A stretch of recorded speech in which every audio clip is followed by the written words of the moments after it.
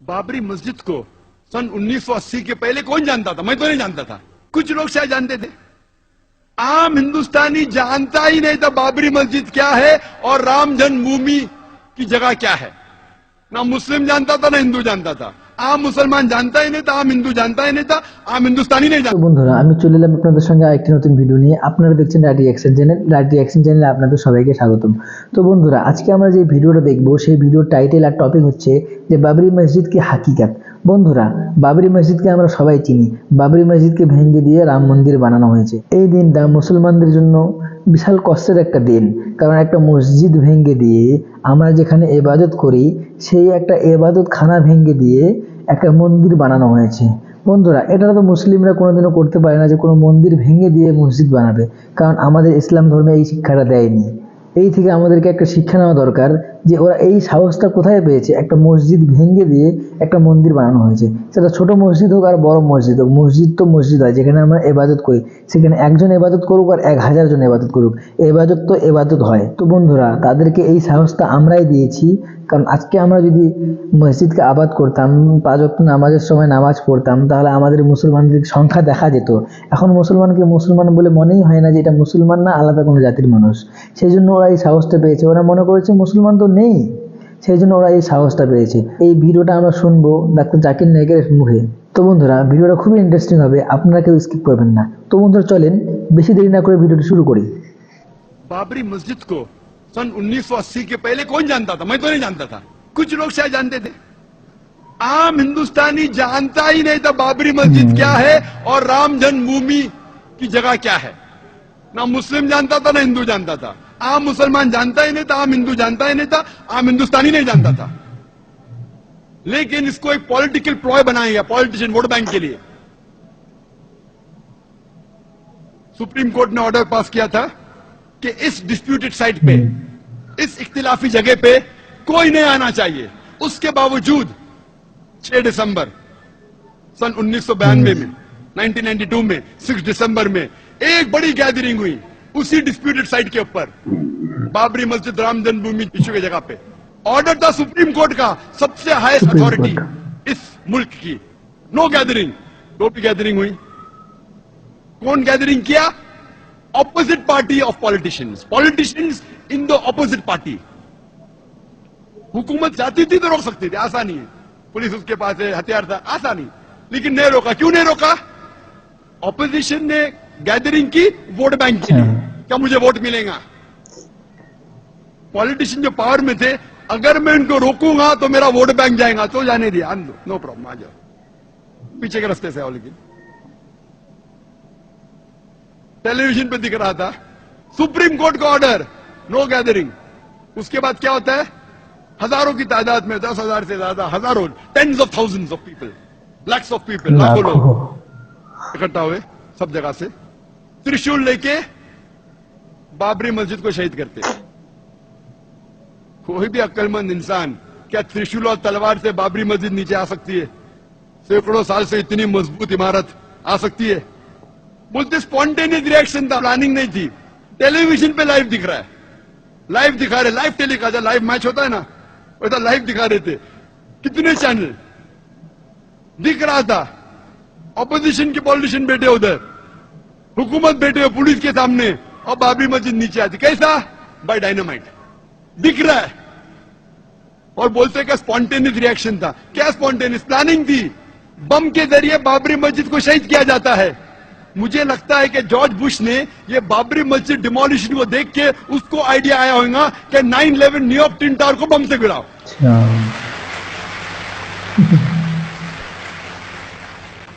9/11 पे मुझे ज्यादा तकरीर नहीं करने का है, वो 9/11 पे इतना बड़ा, कम से कम 10 तकरीर कर सकता हूं मैं 9/11 के ऊपर, जॉर्ज बुश के ऊपर। लेकिन मुझे लगता है उसको आइडिया मिली बाबरी मस्जिद से। जिस तरीके से बाबरी मस्जिद को बम से गिराया गया और कहा गया कि स्पॉन्टेनियस रिएक्शन था, उसी तरीके से बम से गिराया ट्विन टावर को और कहा गया कि प्लेन ने मारा। चलो तो इंशाल्लाह क्वेश्चन आंसर में टाइम लिया तो कहूंगा। क्या होता है? इमीडिएट सारे हिंदुस्तान में दंगे फसाद होते, दंगे फसाद होने के बाद एक्शन का रिएक्शन होता है, हजारों लोग मारे जाते, हजारों लोग का कत्ल होता है। हर हिंदुस्तान में अक्सर मुसलमान और खुसूसन बॉम्बे में बाबरी मस्जिद डिमोलिश की कौन जिम्मेदार? कोई भी आम आदमी जिसको थोड़ी भी अकल है वो कहेगा नंबर 1 रिस्पॉन्सिबल, सबसे ज्यादा जिम्मेदार ऑपोजिशन पॉलिटिशियन जिनने गैदरिंग की सुप्रीम कोर्ट के खिलाफ। नंबर 2 जिम्मेदार जो पॉलिटिशियंस पावर में थे, वो रोक सकते थे लेकिन नहीं रोका। क्यों? वोट बैंक जाएंगे, उसके वजह दंगे फसाद होते। दंगे फसाद में पुलिस चाहती दंगे फसाद को रोक सकती। आप कोई भी सीनियर पुलिस ऑफिसर से पूछिए, मैं तो बहुत से पुलिस ऑफिसर से बात कर चुका हूं, इधर और बाहर भी। कोई भी सीनियर पुलिस ऑफिसर से पूछिए, दंगे फसाद को रोकना तो आसान सी बात है। जैसा शुरू हुआ within a few hours, चंद घंटों में रोका जा सकता है। अगर कम पुलिस फोर्स है तो रिजर्व फोर्स को बुलाओ। टेररिस्ट अटैक्स को रोकना बहुत मुश्किल है। कुछ रोक सकते, सब नहीं। सब रोकना नामुमकिन है 100%। कुछ को रोक सकते। दंगे फसाद 100% रोकना आसान है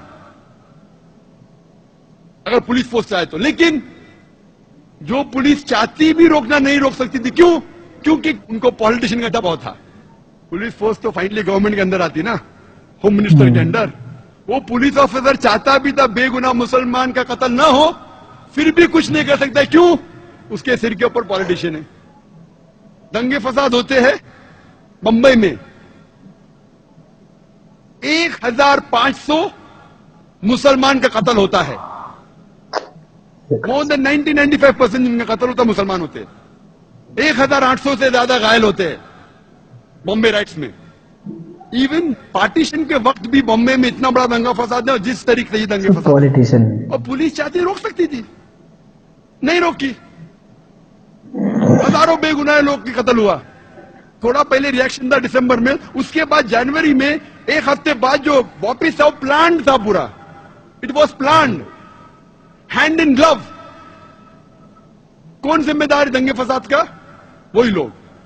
नंबर 1 ऑपोजिशन पॉलिटिशियन, जो लोग ने बाबरी मस्जिद में गैदरिंग की। नंबर 2 जो पॉलिटिशियन पावर में थे, उनने वो गैदरिंग को अलाउ किया, नहीं रोका वोट बैंक की वजह से। नंबर 3 आम जनता। आम जनता को बहकाया गया कि लूटमार करो। आम जनता, मेरे नजदीक इस हिंदुस्तान में आम हिंदुस्तानी, आम हिंदू, आम मुस्लिम एक दूसरे से मोहब्बत करता है।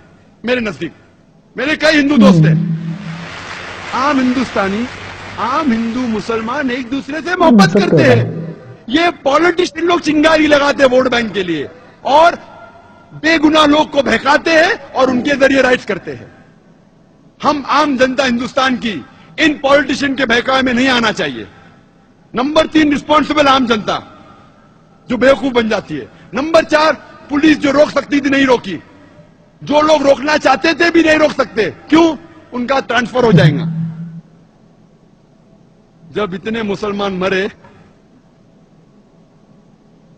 तो गवर्नमेंट सोचने लगी अभी वोट बैंक मुस्लिम की जाएंगी, बड़ी छोटी है, तो क्या की 1 जज कमीशन, श्री कृष्ण कमीशन को अपॉइंट किया। डरो मत, जो भी जिम्मेदार है वो गिरफ्तार होंगे। और कायम करते 1 जज कमीशन श्री BN कृष्ण को, श्री BN श्री कृष्ण को श्री कृष्णा कमीशन। श्री कृष्णा कमीशन। और मुझे कहना पड़ेगा बिलाशुबा कि जस्टिस श्री कृष्णा वो एक डिवाउट हिंदू है, हिंदू धर्म का पालन करते हैं, लेकिन साथ साथ वो एक जस्ट और अपराइट इंसान है। साथ साथ वो एक ईमानदार और अदल के इंसान है, नागरिक है। हमें गर्व है उसके ऊपर। जस्टिस श्री कृष्णा अकेला 1 मैन कमीशन, वो क्या करता है? वो तहकीक करने लगता है कि जिम्मेदार कौन है। रिपोर्ट बनाते 2 वॉल्यूम में। पहले वॉल्यूम में कहां कहां हमले हुए, क्यों हुए, क्या। दूसरे वॉल्यूम में कौन कौन जिम्मेदार थे। श्री कृष्णा कहते हैं, जस्टिस श्री कृष्ण, मैं नहीं कह रहा हूं, जस्टिस श्री कृष्णा कहते हैं कि ये राइट्स के जिम्मेदार, it was pre planned by the opposition politicians of Maharashtra. अपने रिपोर्ट में लिखते हैं नंबर 1 रिस्पॉन्सिबल शिवसेना बाल ठाकरे। मैं नहीं कह रहा हूं, श्री कृष्णा के, justice Shri Krishna. Number 2, the politicians in power, they could have stopped it. जो पॉलिटिशियंस पावर में थे वो रोक सकते थे, लेकिन नहीं रोका। नाम लिख के कहता है, माशाल्लाह, गट्स है उसके पास, हिम्मत है उसके पास, जस्टिस श्री कृष्णा। मैं उसको कांग्रेचुलेट करता हूं, अकेला मैन। मैंने कोशिश किया कि आज उनको इस स्टेज के ऊपर चीफ गेस्ट जैसा बनाऊं, लेकिन मैंने दावत बहुत लेट दी और कोई जस्टिस को भी कोशिश की, लेकिन लेट मुझे ध्यान आया कि एक को चीफ गेस्ट बना सकते थे। कई प्रोग्राम में काफी जस्टिस आ चुके हैं। वो लिखता है कि रूलिंग पार्टी, शरद पवार भी रिस्पॉन्सिबल है। मैं नहीं कहता हूं, justice Shri Krishna. Defence minister और चीफ मिनिस्टर सुधाकर राव, वो भी रिस्पॉन्सिबल, नाम लेके लिख रहा है। मानना पड़ेगा उस शख्स को, दाद देता हूं मैं उसकी। अल्हम्दुलिल्लाह सुम्मा अल्हम्दुलिल्लाह, अल्लाह उसकी हिफाजत करे, गट से उसने। वो लिखता है ऑपोजिशन पार्टी पहली रिस्पॉन्सिबल, लोकल महाराष्ट्र गवर्नमेंट की, रूलिंग पार्टी नेक्स्ट रिस्पॉन्सिबल, उसके बाद police force which was hand in glove responsible. नाम ले रहे पुलिस ऑफिसर का, नाम लेके 26 पुलिस स्टेशन जो बॉम्बे के ज्यूरिडिक्शन में, वो जाके साल भर नोट करते रहा, अकेला शख्स। नाम लेके कमिश्नर, ज्वाइंट कमिश्नर, नाम भी लिया, त्यागी, दैट टाइम ज्वाइंट कमिश्नर क्या था उस टाइम, नाम लेके पुलिस ऑफिसर के, रिस्पॉन्सिबल रिस्पॉन्सिबल। कहता है शुरुआत हुई बाबरी मस्जिद से, एल के अडवाणी का नाम भी अंदर है, एल के अडवाणी बाबरी मस्जिद, नाम लेते हुए। मैं तहकीक किया, लेकिन फिर पता चला ये शख्स जस्टिस बीएन श्री कृष्णा, हिम्मत है उसमें, नाम लेते हुए। तो हम जानते हैं ये वजह कि इसके जिम्मेदार नंबर 1 है पॉलिटिशियंस। इसीलिए हम मुसलमान को इंडियन जुडिशरी सिस्टम पे गर्व है, हमें फख्र है इंडियन जुडिशरी सिस्टम पे। हो सकता है कि पॉलिटिशियन हमें छोड़ देंगे, एक आम जो हिंदुस्तानी है, खुसूसन हम मुस्लिम, हम मुसलमान, चाहे पॉलिटिशियन हमें धोखा देंगे, चाहे कई बार पुलिस धोखा देंगी, लेकिन इंडियन जुडिशरी सिस्टम पे हमें गर्व है। और हम दुआ करते हैं अल्लाह से, क्या ये जुडिशरी सिस्टम को पॉलिटिशियन की भनक ना लगे, वरना खुदा इस देश को बचा सकता है। बॉम्बे राइट्स के बाद, जो दिसंबर 92 में हुआ था और जनवरी 93 में, 2 महीने बाद 12 मार्च 1993 में होता है बॉम्बे में सीरियल बॉम्ब ब्लास्ट। 13 बॉम्ब फूटते हैं, 13 बॉम्ब धमाके होते हैं बॉम्बे में, जिसमें 250 से ज्यादा इंसानों का कत्ल होता है और हजारों लोग इसमें घायल होते हैं। उस टाइम कहना था, हो सकता है कि बॉम्ब ब्लास्ट मुसलमानों ने किया था। 2 साल पहले जब तकरीर की थी, उसके चंद दिन बाद ये वर्डिक आने वाला था। ये जो केस चल रहा था बॉम्बे बॉम्ब ब्लास्ट 93 का, जब तकरीर की थी उस टाइम केस का जजमेंट नहीं आया था। जस्टिस श्री कृष्णा कहते हैं कि ये bomb blast was a reaction, और ये बॉम्ब ब्लास्ट के पहले और राइट्स के बाद जनवरी फरवरी 1993 में माहौल बंबई में मुसलमान के लिए बहुत गंभीर था। जब आम मुस्लिम सड़कों पे चलते थे, जब वो ट्रेन में ट्रैवल करते थे, सफर करते थे, बस में जाते थे, लोग उन्हें घूरते थे, उनको ताने मारते थे। मुसलमान का सड़कों पे निकलना मुश्किल हो गया। बॉम्ब ब्लास्ट होने के बाद हालत बदल गई। हर मुसलमान जानता है कि बेगुनाह इंसान की जान लेना गलत है। इस्लाम नहीं सिखाता है कि आप बेगुनाह लोग को कत्ल करो। अक्सर मुसलमान जानने के बाद कि ये बॉम्ब ब्लास्ट जो हुआ बंबई में, 1993 मार्च में गलत था, गैर इस्लामी था, फिर भी अक्सर मुसलमान खुश हुए।